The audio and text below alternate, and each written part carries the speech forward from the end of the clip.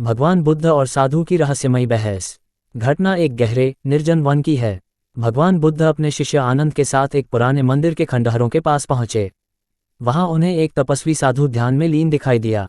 साधु के चेहरे पर कठोरता थी और उसकी आंखों में एक गूढ़ चमक। जैसे ही बुद्ध वहां पहुंचे, साधु ने अपनी आंखें खोली और मुस्कुराते हुए बोले, तुम कौन हो जो इस स्थान पर आ पहुंचे हो? बुद्ध ने विनम्रता से उत्तर दिया, मैं एक साधक हूं, सत्य की खोज में। साधु ने तीखे स्वर में पूछा, क्या तुमने सत्य को पाया है? यदि हाँ, तो बताओ, क्या सत्य एक है या अनेक? बुद्ध ने शांति से कहा, सत्य एक है, लेकिन उसे देखने के दृष्टिकोण अनेक हो सकते हैं। बहस की शुरुआत साधु ने ठहाका लगाया और बोले, तुम्हारे ये कोमल शब्द साधकों को भ्रमित कर सकते हैं। मैं तपस्या कर रहा हूं पिछले 20 वर्षों से और मुझे अब तक सत्य का एक भी चेहरा नहीं दिखा। क्या तुम्हारी साधना मुझसे श्रेष्ठ है? बुद्ध ने उत्तर दिया, सत्य को खोजने के लिए कठोर तपस्या से अधिक सही दृष्टि की आवश्यकता होती है। क्या तुम अपने भीतर झांकने का प्रयास कर चुके हो? साधु की आंखों में क्रोध का आभास हुआ। उसने कहा, तुम्हारा तात्पर्य है कि मेरी साधना व्यर्थ है।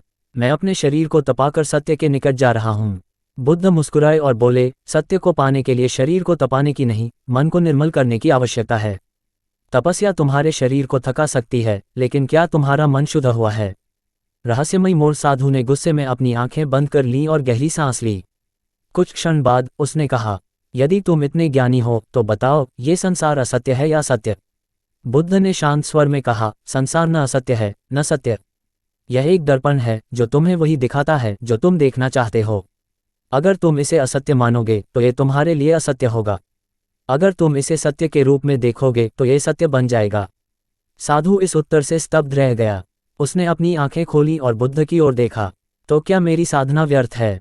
उसने धीरे से पूछा। बुद्ध ने कहा, तुम्हारी साधना तभी सार्थक होगी जब तुम अहंकार को छोड़कर सत्य को आत्मसात करोगे। अहंकार सत्य का सबसे बड़ा शत्रु है।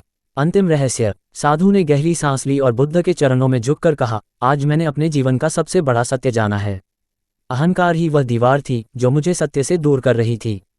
बुद्ध ने उसे आशीर्वाद दिया और कहा, सत्य वही पाता है जो अपने भीतर झांकने का साहस रखता है।